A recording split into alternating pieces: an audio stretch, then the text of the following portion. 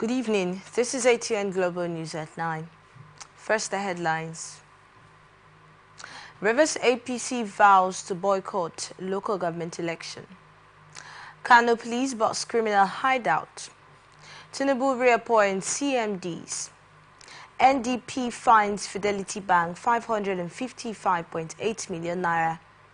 Israeli strike kills Palestinian commander.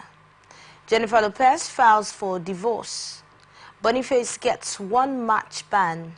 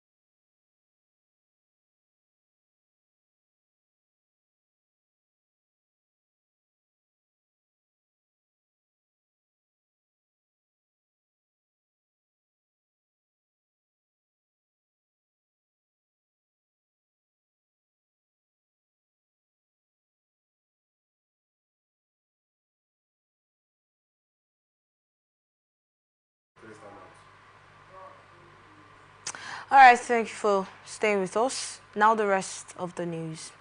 Minister of the Federal Capital Territory Nyesom Wike has reacted to claims by elder statesman Edwin Clark that he's using his relationship with President Bola Tinubu to intimidate Governor Sim Fubara of Rivers State. Wike said Fubara should stand and face the crisis because, according to him, that's part of the criteria of being a leader. In an open letter to the PDP national leadership, Clark had urged the party to expel Wike over the face-off with Fubara. Clark disclosed that the minister was trying to destroy Rivers State with his issues against the governor. Wike and Fubara have been at loggerheads over control of the police or political space and resources in Rivers State. However, addressing a media briefing to mark his 1 year in office as FCT minister, Wike said he don't know the party Chief Clark belongs to, noting that in 2014 when he came out to run as Rivers State governor, Clark, said no because it's the turn of the Jaws. He said nothing will make him to win but the glory of God he won. Wike further said that in leadership everything must not be smooth, noting that he had his own crisis when he was the governor, but he never blamed anybody, neither did he accuse any ethnic group of being behind the crisis. Wike said he's not going back on his decision on Fubara. Wike said he's focused on delivering President Bola Tinubu's mandate and not supporting Fubara.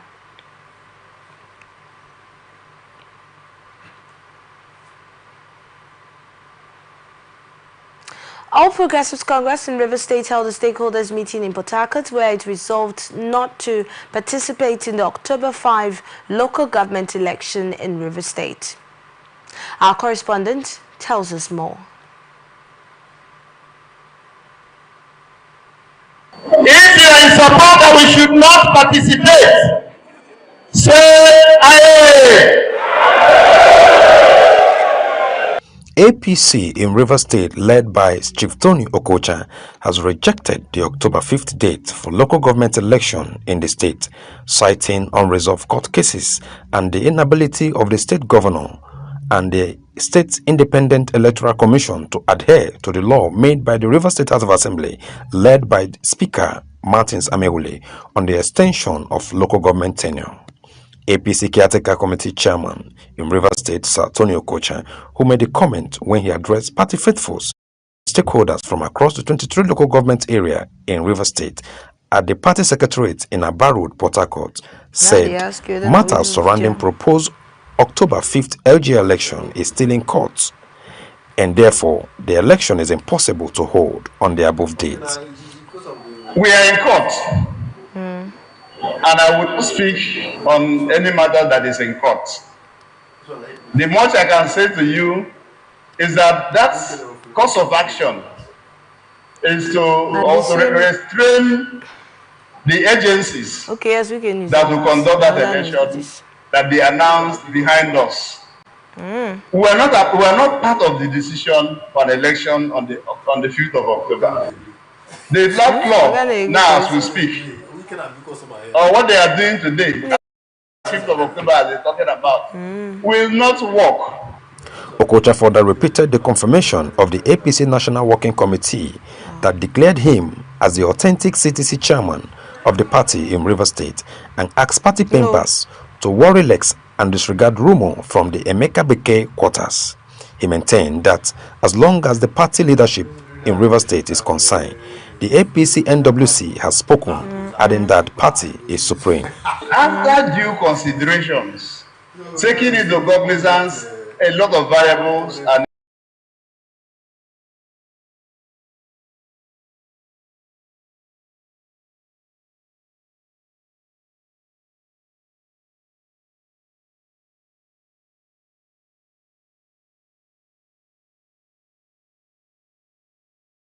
did we?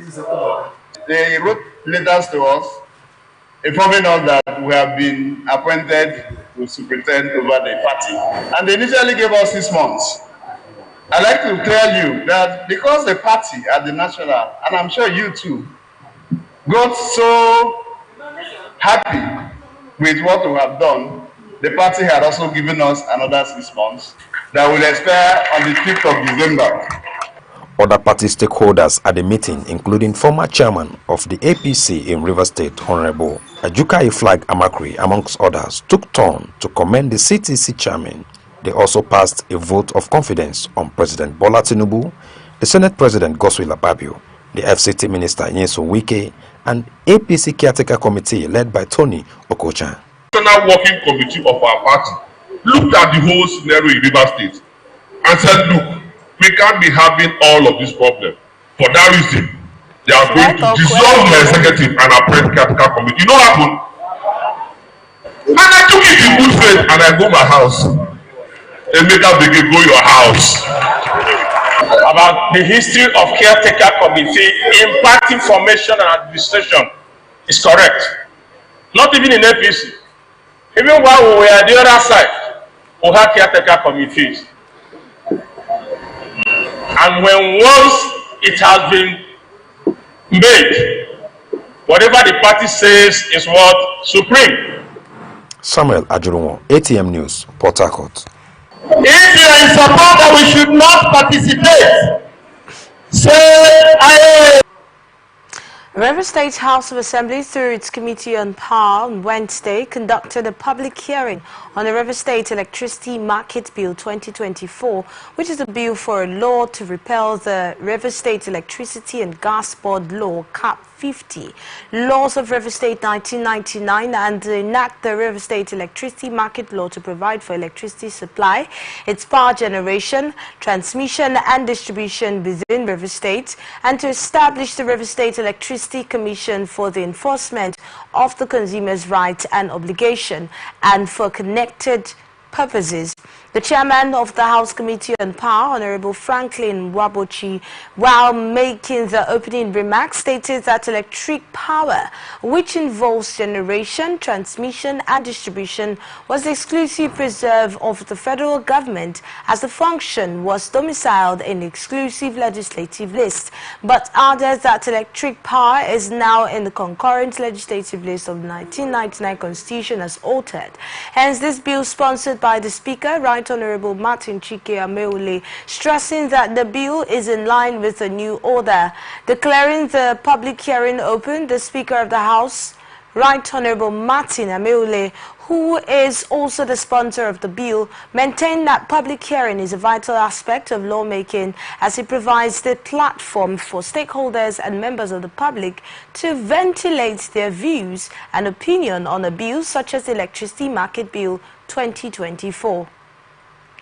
Speaking further, Right Honorable Ameule averred that the bill seeks to improve power supply in the state for businesses to thrive, to encourage companies and individuals to invest in the generation, transmission and distribution of electricity, emphasizing that since power has been domiciled in the concurrent legislative list, it is imperative for the state to have a legal framework that will properly guide the state and its people in investing in the power sector for fruitful yields. The Speaker highlighted the resolve of the 10th Rivers State House of Assembly to enact high impact laws that will positively affect the people of the state. Commenting on the bill on behalf of the Association of Local Government of Nigeria, the Chairman, Algon Rivers State Chapter, and Chairman, Port Harcourt's Local Government Council, Honorable Orwell Hunda, harped on the importance of the bill, describing it as a people-oriented bill. He expressed the willingness of Algon to work collaboratively with the House to ensure that when the law is enacted, its benefits trickle down to the grassroots.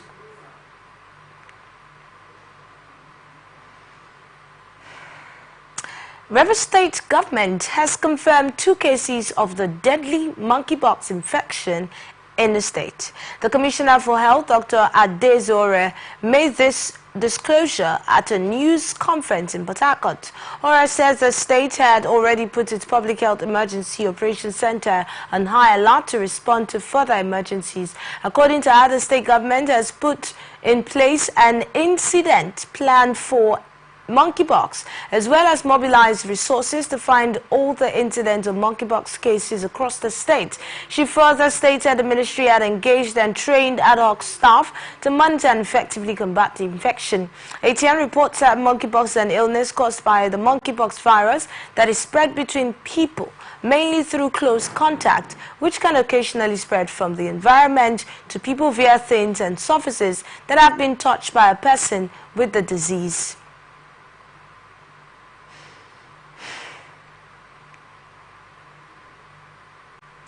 Analysts have maintained that Adams Oshomole's outcry on denial of access to public facilities for APC campaigns in Edo State is politically inclined. Speaking on Atlantic Television Network program ATN Politics, a political analyst, Vincent Ogenekewe, stated that the people of Edo State will as well exercise their right to franchise on the forthcoming elections in the state as a people. Heading to the election, this regular pattern of propaganda is what the people of Edo State should be fed with, for them to, make their decision on whom they are going to pitch their tent with, as far as casting their votes is concerned. Because I don't see the reason why. Meanwhile, Mr. Vincent tasked Obasanjo's administration need to deliver the dividends of democracy to the people as it should. With what his administration, via the PDP, has done for the past 4 years now, I'm very, very concerned, all the promises that were made for the people of Edo State, or let me say the expected consolidation on the little Obasanjo did in that thing in the first tenure. What we are hearing is ATN recall ahead of the September 21 gubernatorial election in Edo State, Senator Adams Oshomole has condemned the denial of access for the All Progressives Congress to use public schools premises for campaigns by the Edo State Governor, Godwin Obaseki. Anambra State House of Assembly has mourned the former Deputy Speaker Ikechukwu Oseke, who died on Monday at the age of 64. Oseke, who celebrated his last birthday on July 27, was said to have collapsed during his morning exercise at the Alex Ekweme Square in Oka, the Anambra State capital, and was rushed to the hospital where he was confirmed dead.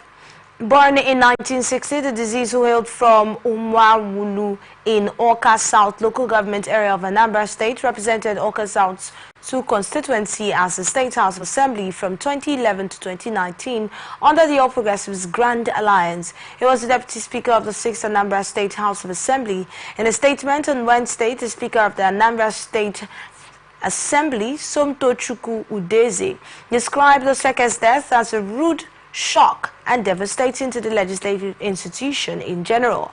Udeze noted that the late Deputy Speaker was able to give a good account of his stewardship, especially in his political career, where he empowered a lot of people and constructed numerous constituency projects. While commiserating with the immediate family of the deceased, the Speaker charged them to uphold the good qualities of their husband and father, especially his excellent service to God and humanity as a devout Christian.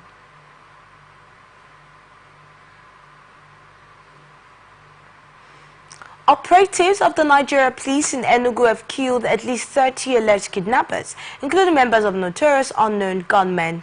The Enugu state government has said on Wednesday, a statement released by the media office of the state governor, Peter Mba, which included details from police superintendent Onochie Eze, who led the joint security operation, described the group as a faction which broke away from the prescribed indigenous people of Biafra that had been terrorizing Enugu and its environs for months and allegedly loyal to Finland-based Nigerian Simon Ekpa. According to reports in a statement by the senior police detective, they were killed during intense gun battles with security operatives at various locations across the state over the past 2 weeks. The statement further indicated that some kidnapped victims were rescued along the Gwogu-Nikeopi road in the early hours of Wednesday. The statement noted that one of the operations happened at Ogbeke-Nike, where 7-man gang of kidnappers was neutralized. The kidnappers were reportedly using a large poultry farm in the area to conceal their hostages awaiting ransom payment. SP Eze explains that successful operation was part of a sustained effort by the police to dismantle criminal networks operating in Enugu and from neighboring states.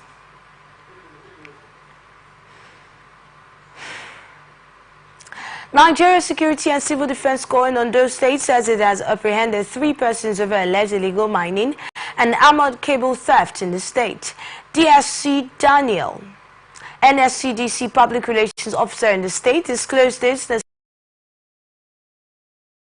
Ida Membo said that 2 of the suspects were apprehended on August 13 over illegal mining activities in Okebo, Ile Oluji, Okebo areas of the state. He said that the suspects, Modashiru Nasiru, 18, and Hassan Yaya, 19, were indulging in unlicensed mining activities. The public relations officer further disclosed that another suspect, Aloha Shogun, 40, was apprehended over armored cable theft. Ida Membo says that during the investigation, armored cables, reclined cables, and a generator all valued at 3.3 million naira were recovered from the suspect. He said that the suspects would be prosecuted as soon as investigations were concluded.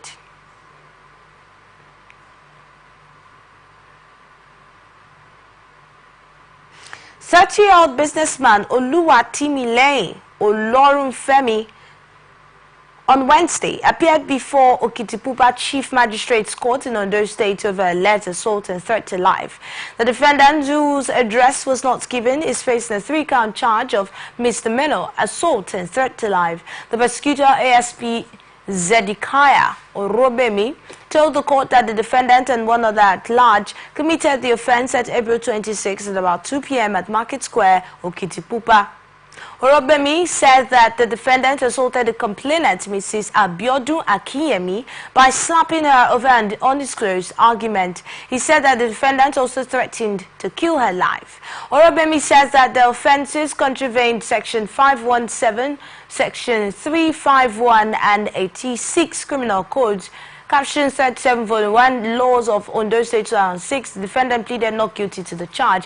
The Chief Magistrate, Mr. Philip Akinlo Setu, granted the defendant bail the sum of 200,000 naira and 1 surety in like sum. He added that the surety must reside within the court jurisdiction and present evidence of 2 years tax payment. He adjourned the case until August 29 for further hearing.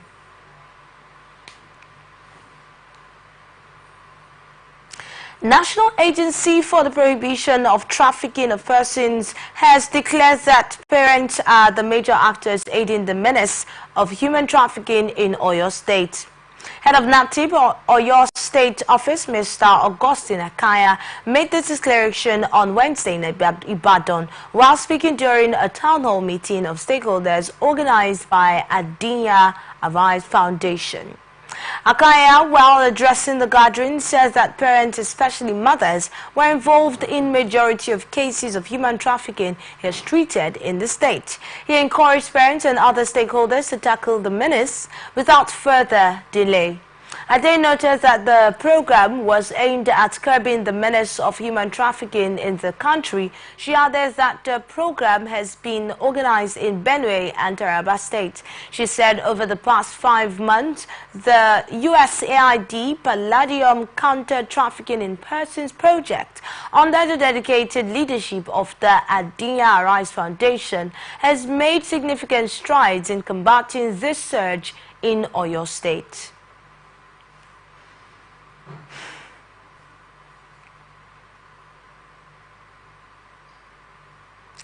Operatives of the Lagos State Police Command has arrested 3 suspected kidnappers terrorizing residents of Ikorodu area of the state.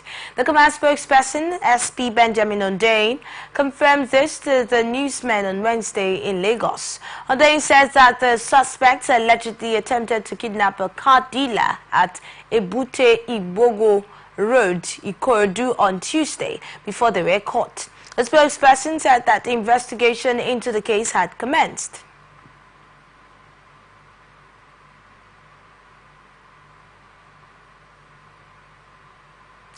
Experts have decried against spiritual competition among Christians. Speaking on Atlantic Television Network program Society Watch, a development expert, Obarido Thompson, maintained that excessive spiritual exercise is ungodly and unrecommended in the Holy Scripture. This level of competing with ourselves, trying to be macho in the spirit, is not what God wants. We are not supposed to be competing and to make a name how many days we fasted. By the way, Jesus fasted for 40 days. Well, he didn't recommend that. There is no recommendation from Jesus saying, see, I have done 40, try and do 40, or try and do 20, or try and do 7.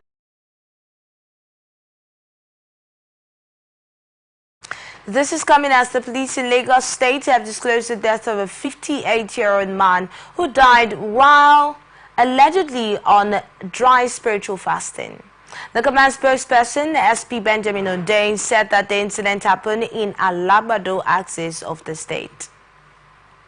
Suspected rapist and armed robber identified as 29-year-old Damilare Jacob has been arrested by the Osun State Police Command. The command spokesperson, Yemisi Opalola, made this known while parading suspects at the state police headquarters on Wednesday. Opalola revealed that Damilare, who is a commercial motorcyclist, allegedly robbed and had forceful kind of knowledge of a student of the Obafemi Awolowo University. The student, who was not named, had engaged Damilare's services on Friday, July 26, 2024 at around 7:05 p.m. Damilare was to convey her to Ile-Ife to Moro Town, but he diverted into a nearby bush. He robbed the student and, after having carnal knowledge of the girl, cut hairs from her public area, armpit and head, and threatened to kill her if she dared to report the incident to anyone. Opalola disclosed that the suspect will be charged to court at the conclusion of the investigation.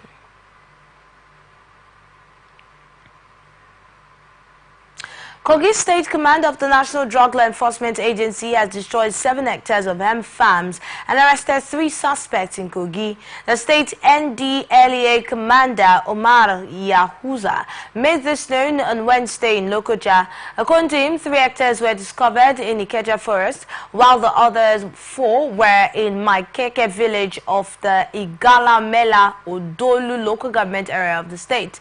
Yahuza said during the operation, 3 suspects were arrested at the Ikeja Forest, while the owner of the 4 hectares of the hemp farm escaped. He further stated that the agency's breakthrough was recorded within a week during its operation of zero tolerance to illicit drugs in the Kogi East Axis. The commander appealed to the general public to assist the agency in its fight against the consumption and trafficking of illicit drugs that were destroying many youths.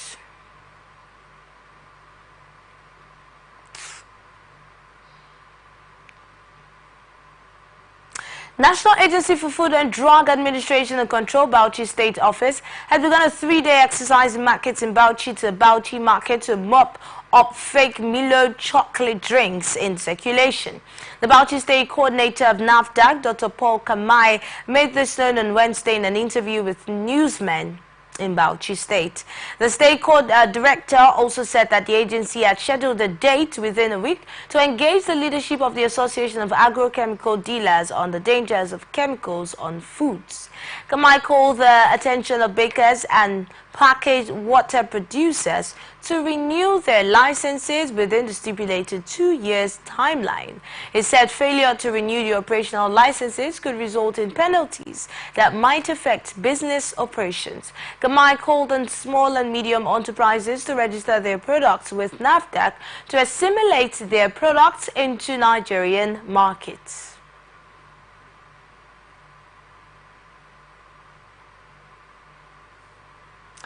Bauchi State Emergency Management Agency has confirmed the death of 11 more people following the recent flood disaster in Bauchi North Central District, bringing the number of deaths recorded so far to 18.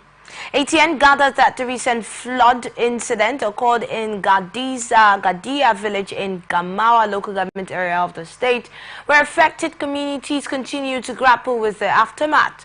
The flood also destroyed over 200 houses and washed away over 300 farmlands, leaving villagers stranded and homeless. Recall that 7 persons were reportedly killed from severe flooding caused by heavy rainfall in the same Bauchi North Central district 2 weeks ago.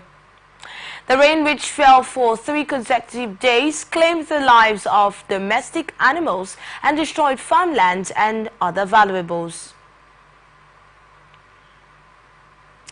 Air component of Operation Hadinkai has eliminated 5 key terrorist commanders alongside more than 35 foot soldiers in a successful air interdiction in Arena, southern Tumbons of Borno. The Director of Public Relations and Information, Nigerian Air Force, AVN Edward Gabkwe, made this known in a statement on Wednesday in Abuja. Gabkwe said the terrorist commanders killed in the airstrikes on August 16 included Munzer Arika, Sani Dila aka Dan Hausawan Gabi Laram, Mordu Dan Fulani Fari and Boka Chiki.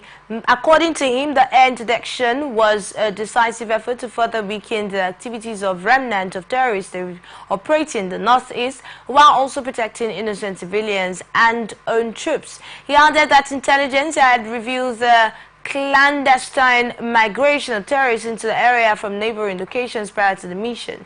He said Nigerian Air Force remains committed to supporting the efforts of the armed forces of Nigeria and other security agencies in safeguarding the region and ensuring peace and security prevail.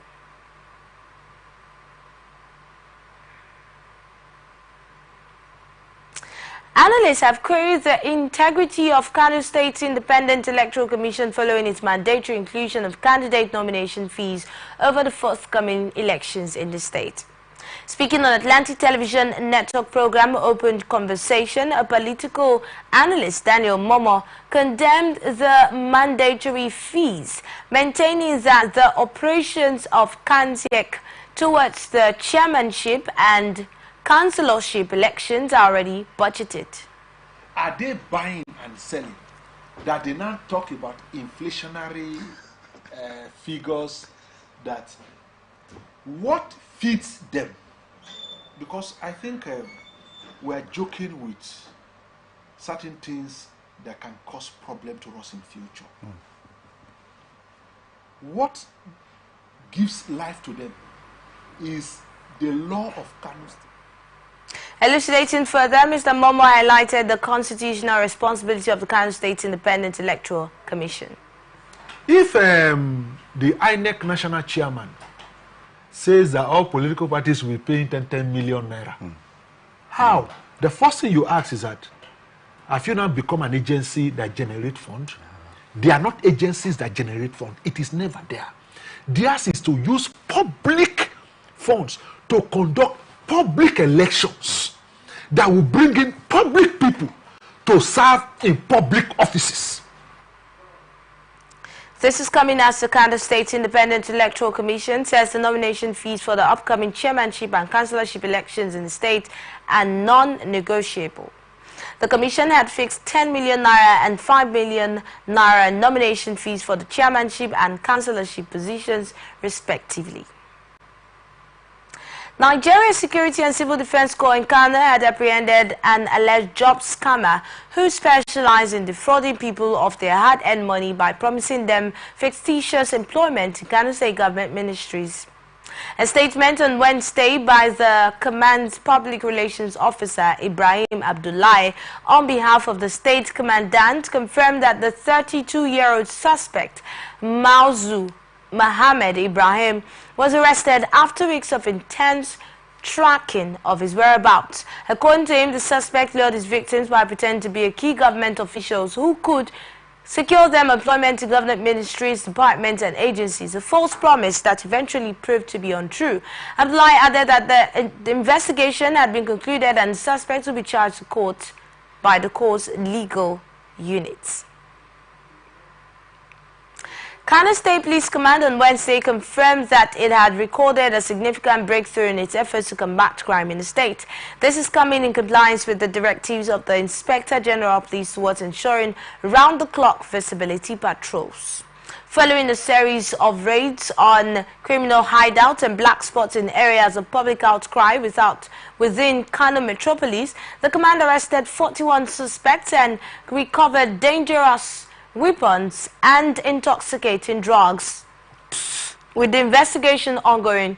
In a statement made available to newsmen on Wednesday, the Kano State Police Command Public Relations Officer SP Abdullahi Kiyawa attributed the achievements to the sustenance of intelligence-led policing by CP Dogo. The command called on the public to continue to cooperate with the police by providing timely and accurate information to facilitate the command's efforts in ridding the state of criminal elements.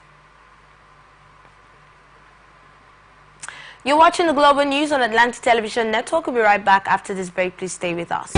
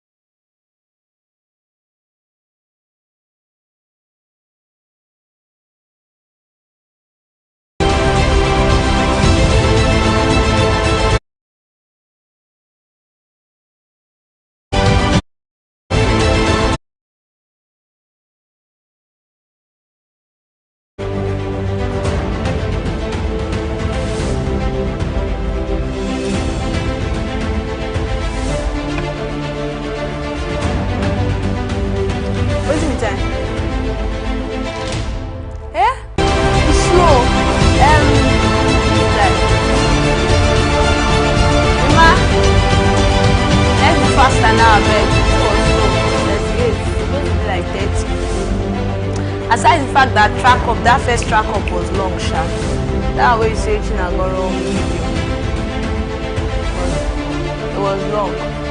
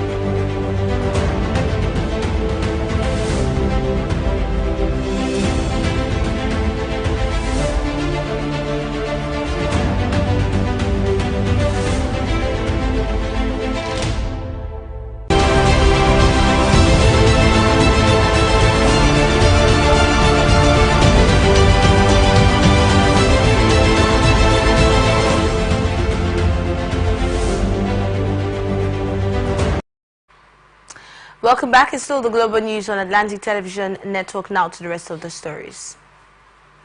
President Bola Ahmed Tinubu has approved the reappointment of Professor Abdurrahman Sheshe as the Chief Medical Director of Aminu Kano Teaching Hospital, Kano State, for a second and final 4-year term, effective from December 2024.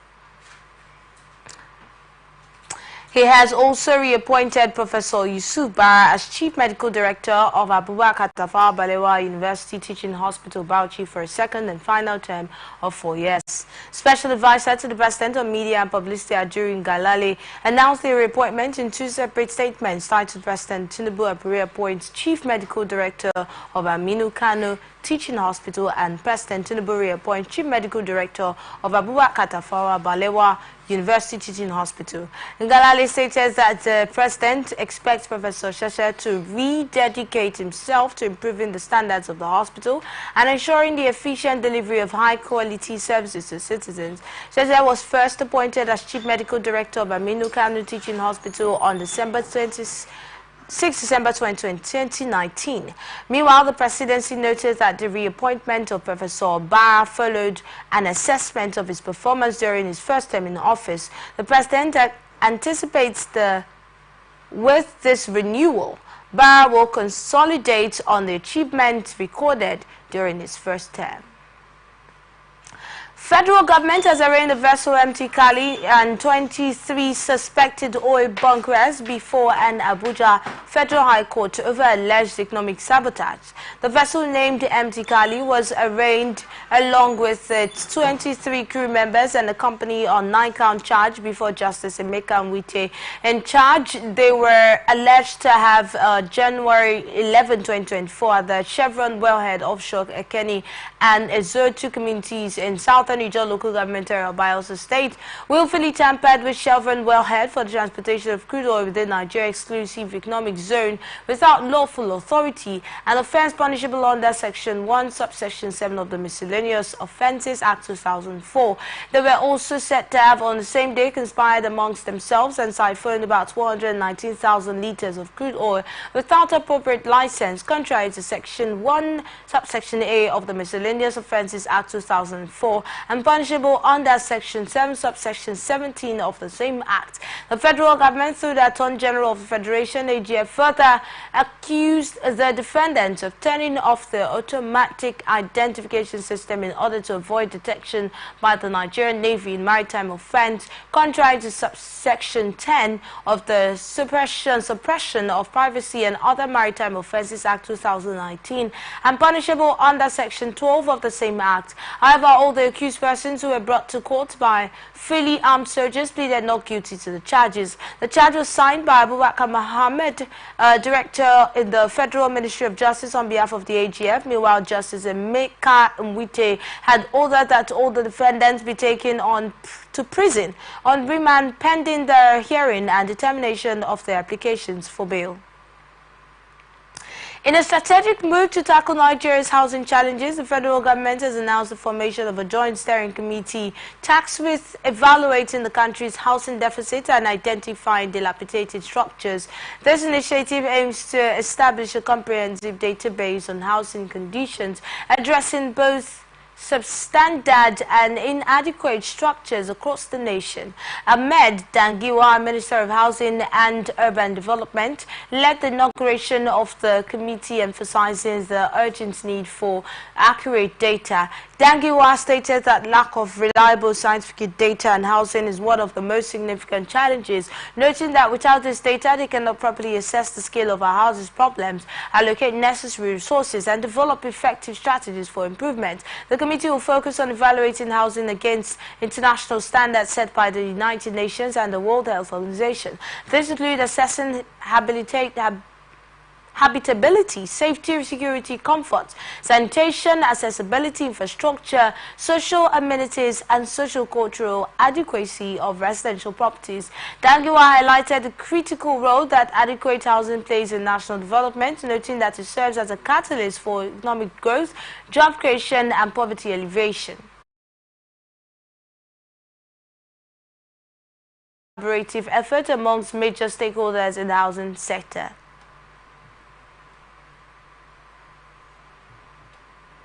Federal government has cautioned against stigmatizing and discriminating against senior citizens and aging population in Nigeria.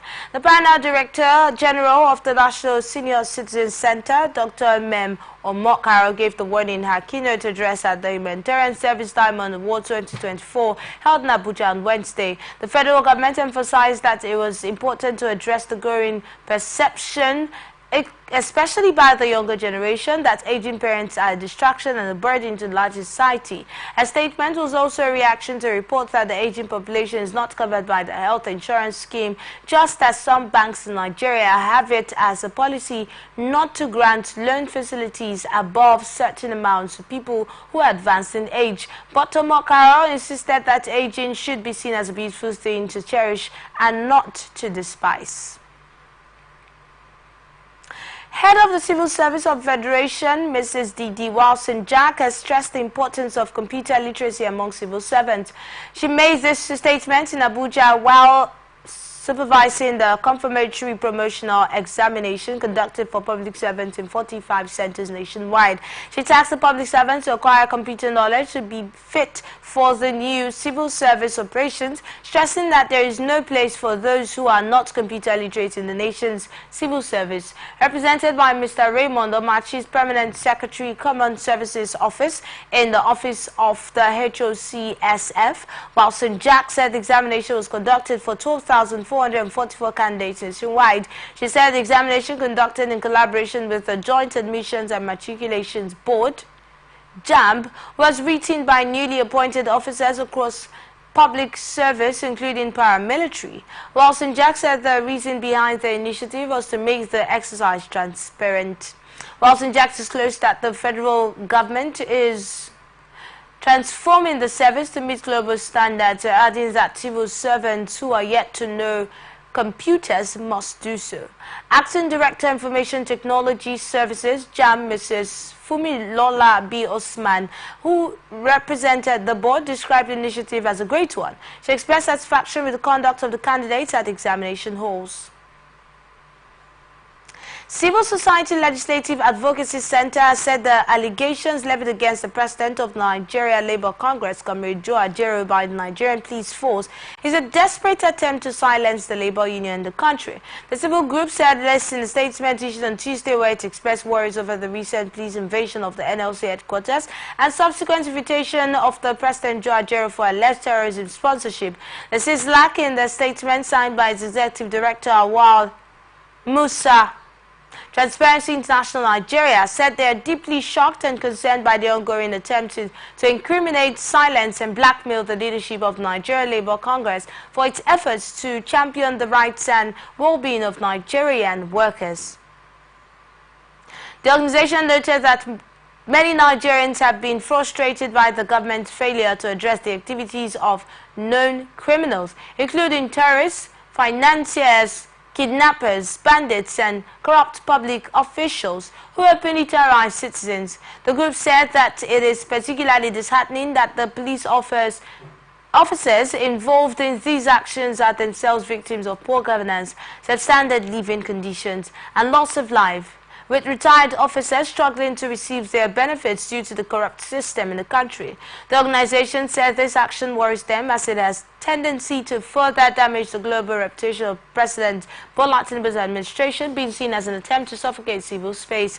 This is like urged non-state actors to recognize this as a wake-up call, as desperate politicians may attempt similar tactics to frame journalists. Credible civil society organization ASU and other trade unions and non-violent mass democratic organizations, noting that the integrity of our democratic institution is at serious risk.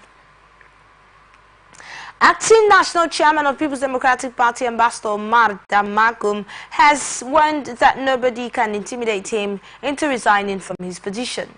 Damagum says those calling for his resignations are only enhancing his popularity. Speaking at the inauguration of the National Reconciliation and Disciplinary Committees, the acting chairman berated those spreading misinformation about the National Working Committee's operations.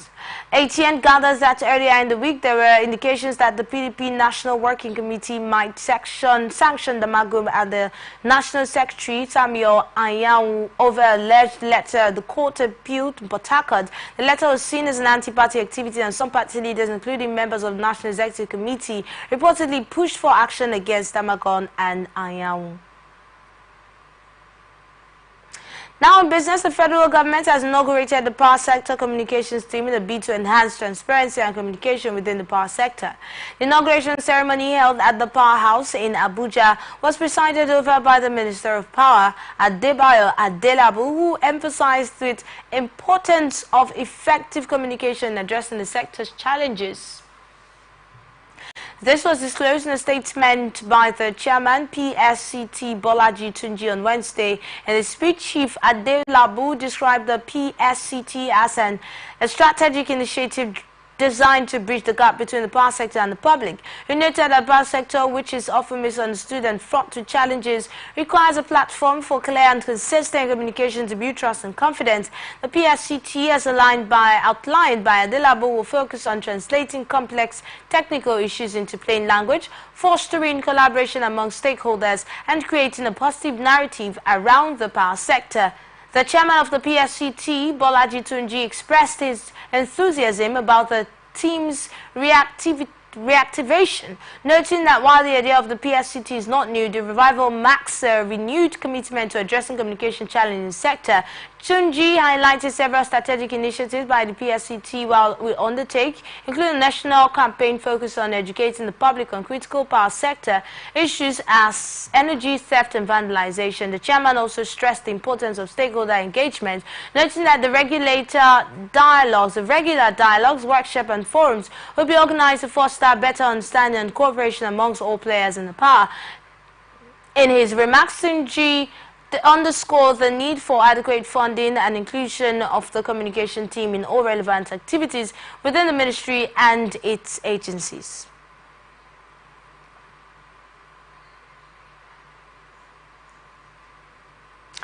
National Data Protection Commission has fined Fidelity Bank a total sum of 555.8 million naira for infractions related to breaches of the customers' data.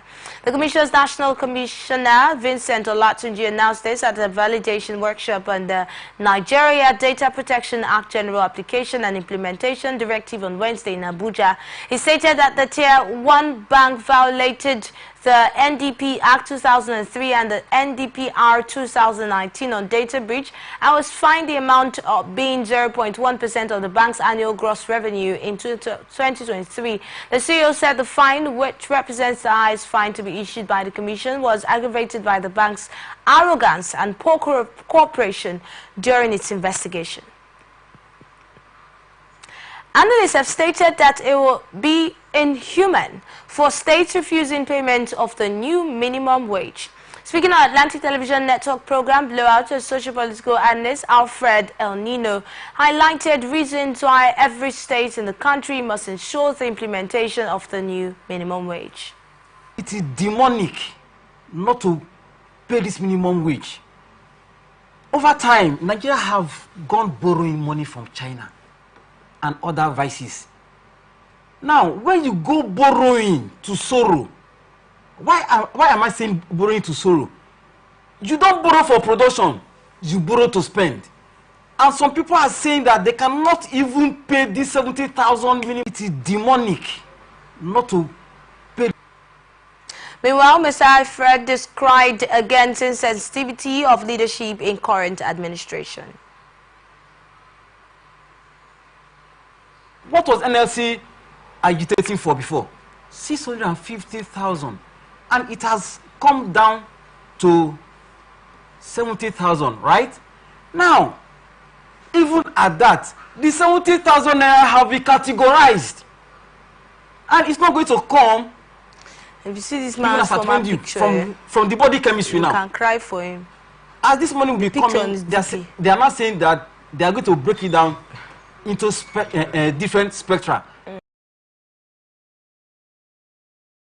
This is coming as the organized labor had called on Nigerians to be patient with the federal and state government following the delay in the implementation of the new minimum wage, saying it would be unfair to conclude that there was a deliberate attempt to avoid paying the new minimum wage. Naira depreciation on Tuesday to 1,600 naira per dollar in the parallel market, down from 1,590 naira per dollar last weekend. In contrast, the naira appreciated to 1,579 naira per dollar in the Nigerian autonomous foreign exchange market. NAFEM is the trading segment for investors, exporters, and end users, where forex transactions are conducted at exchange rates determined by current market conditions. Data from FMDQ indicated that the indicative exchange rate for NAFEM fell to 1,579 naira per dollar from 1,579.89 per dollar.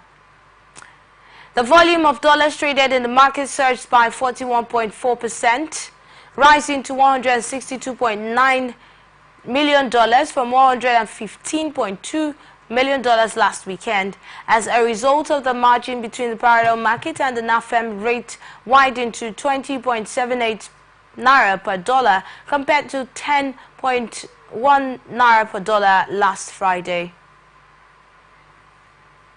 Queues have resurfaced in fuel stations in Ilorin as petrol scarcity spread across the country.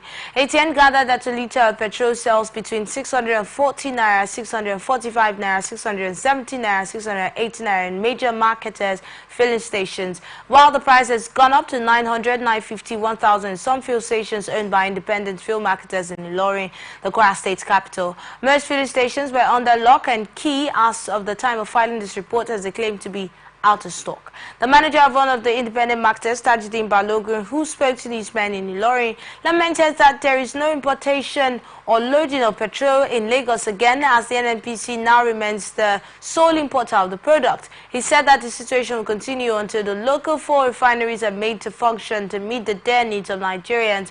A top official of Total Energies in one of the fuel stations in Ilorin, who confided in this medium, also could not give concrete reasons. ATN learns that the fuel scarcity and increased cost per litre have led to a spike in transport fares in the state capital, as commercial cab operators, including Okada and tricycle riders, complain bitterly about the situation.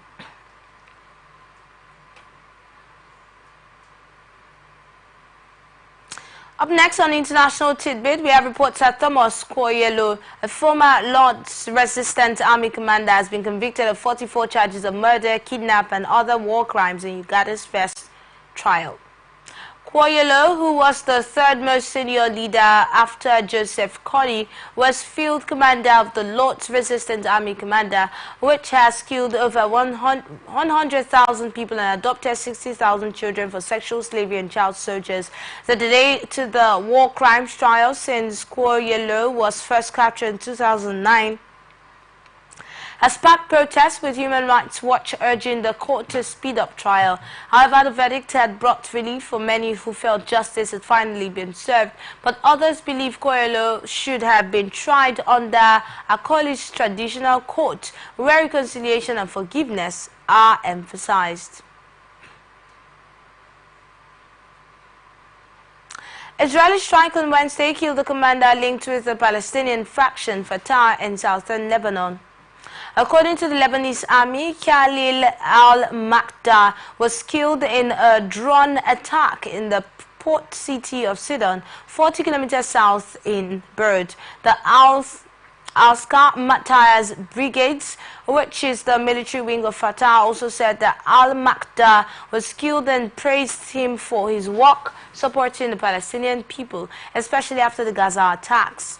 Manur al-Makda, a senior Fatah official in Ain el-Hilwa camp in Sidon, said his brother had served as a brigadier general in the Fatah movement and works in the military wing of the Al-Aqsa Matthias Brigades. According to reports, the Al-Aqsa Matthias Brigades is a loose network without a clear hierarchy, and local groups often act on their own. Since the beginning of the war in Gaza Strip, there have been daily military confrontations between the Israeli army and the Hezbollah militia in Lebanon and other groups in the border area between the countries. There have been deaths on both sides. Most of them were members of Hezbollah.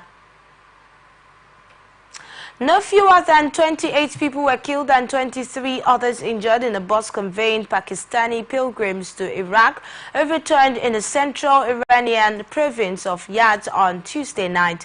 The Director General of the Ahmed Ali Malikzadeh said on Wednesday that the bus was en route to the Iran-Iraq border carrying Pakistani passengers who sought to attend the Arbin ceremonies.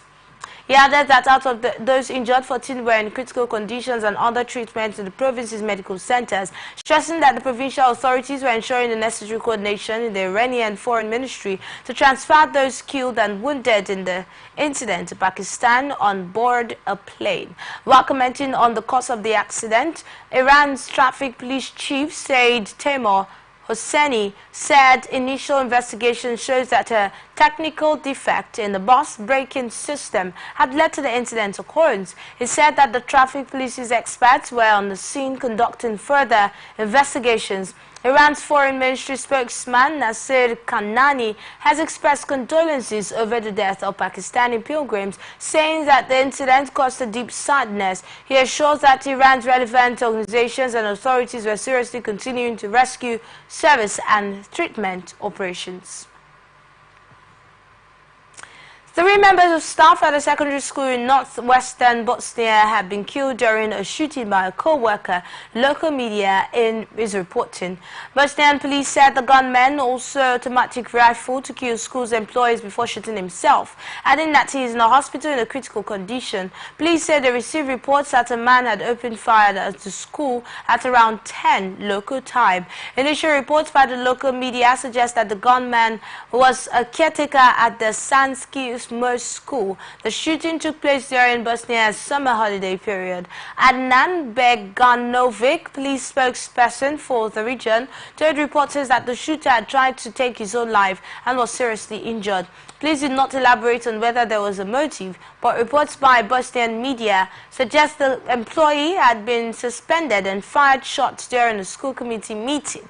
He was taken to a hospital in the town of Banja Luka. Bosnian media said the school's dean, secretary and English teacher were killed in the attack.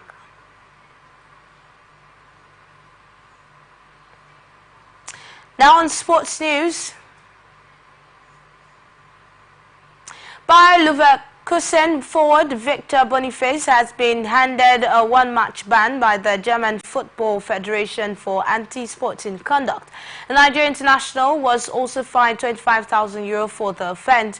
The DFB delivered the verdict on Wednesday. Boniface showed VfB Stuttgart players his left middle finger as he ran past them immediately after the final whistle of the DFL Super Cup last Saturday. The fold will now miss a German Cup match. Referee Tobias Stahler stated that he did not see this incident and that was why disciplinary committee had to investigate and bring charges retrospectively. Both the player and his club have agreed to the ruling, which means it is legally binding.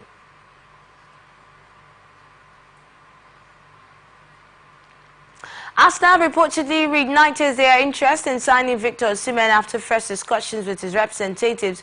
Osimhen is still expected to leave the former Serie A champions with a few days left in the summer window. The Gunners were keen on Nigerian international, but Napoli's huge release clause proved to be a significant stumbling block. But despite previously stepping back from the negotiations, according to Martino, Arsenal have now resumed their pursuit of Osimhen. However, they are yet to submit an official bid to Napoli. The North London club appears to be carefully considering their options before committing to a formal offer for the prolific forward.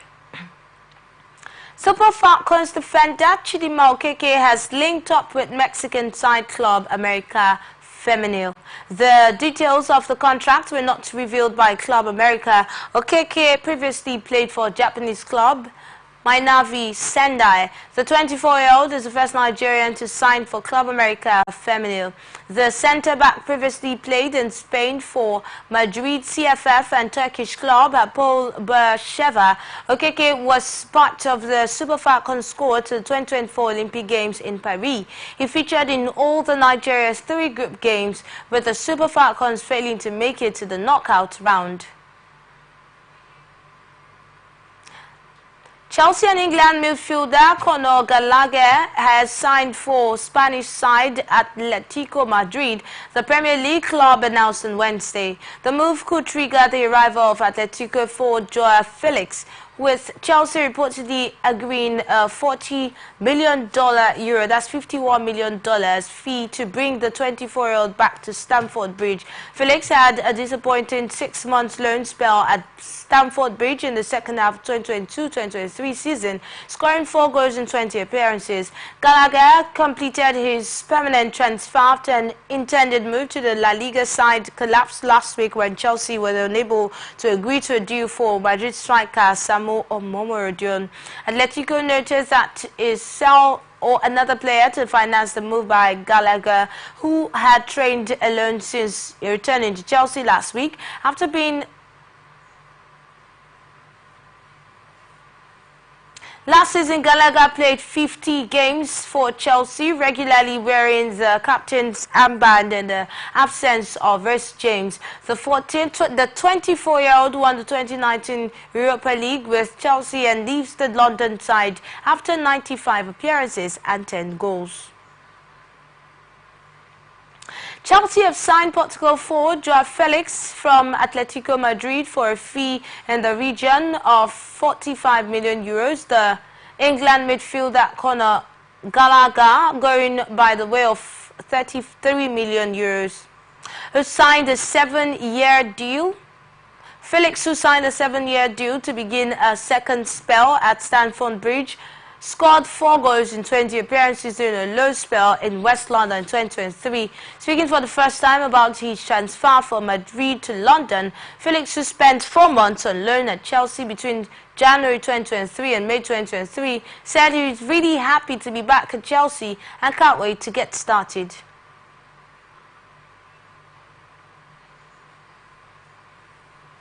And now on entertainment news, Afrobeat singer Tekno has dismissed report that he collapsed while performing in South Africa. In a recent Instagram post, Tekno assured fans that he is in good health and not even in South Africa. The singer expressed concerns for the person in the viral video that sparked the rumors. Wishing them well, Tekno's statement was corroborated by his colleague Mr. Easy, who also debunked the rumors. Veteran Nigerian singer Alexander Akande, aka Nice, has said he was sounding like Haitian rapper Wyclef Jean in his early days of his career. The photocopy crooner said he wasn't the only Nigerian artist copying Wyclef's sound. In a recent interview with SPS, Nice explains that he stopped copying Wyclef Jean after he discovered his own sound. He emphasized that his brand of music is a fusion of his major inspirations like Fela Anikulapo Kuti, Bob Marley, Ayinde Barrister, and Kwanwan and Pasuma. Jennifer Lopez has filed for divorce from Ben Affleck, U.S. media reported on Tuesday, 2 years after the Hollywood power couple officially gave her love a second chance by tying the knot. Lopez filed for divorce on Tuesday in the Los Angeles County Superior Court, according to court documents seen by newsmen. The pair, dubbed Jennifer by tabloids, formally tied the knot in Las Vegas in July 2022 and held a larger wedding ceremony in Georgia the following month. Their romance began after they met while working on a set in 2003 crime caper Giggly. They had originally planned to marry that year but called off the relationship early in 2004. Almost 2 decades later, they rekindled their relationship. Court filing in the case says Lopez or her attorney has has to notify Flex with a copy of her petition to dissolve their marriage. Media reports also indicate that Lopez, who had legally changed her last name to Flex, did not list any details of the prenuptial agreement in her petition for divorce. ATN gathered that the document filed in Los Angeles Superior Court in the case says both Lopez 55 and Flex 52 must share financial information, including their current income, expenses, properties, and debt. The document says both are mandated to divulge any changes in their finances until there is a final agreement about all financial issues in their case. The court has given Lopez 60 days to file a financial disclosure, and Flex will have another 60 days after she submits her information to do likewise. The filing said it either fails to report or update financial information, it could result in a court-imposed sanction. Grammy-winning Afrobeat sensation Wizkid says football would have been his alternate career if music hadn't worked out. The Nigerian superstar shares his passion for the sport as his administration for the discipline required to succeed in football. Wizkid, who played on his school's football team, acknowledged that his impatience and dislike for early morning training sessions led him to focus on music instead. He, however, said that his respect for the sport and his demands remain strong. Wizkid also shared his unconventional approach to security, opting not to travel bodyguards and instead relying on his tight-knit management team, whom he considers family. And that's the global news for tonight, but before we go, another look at the major stories. Rivers APC vows to boycott local government election. Kano police bust criminal hideouts. Tinubu reappoints CMDs. NDPC finds Fidelity Bank 555.8 million naira. Israeli strike kills Palestinian commander. Jennifer Lopez files for divorce, and Boniface gets one-match ban. I am Enidoye Jackson. Thank you for listening. Remember to follow us on all of our socials on Facebook and YouTube at Atlantic Television Network, on Instagram and TikTok at Atlantic TV Network 1, and on X at Atlantic TV Net. Watch us live on our website at www.atlanticnetwork.tv. Remember that peace and unity are the pathways to progress. I'm Enidoye Jackson once again, and have a very good evening.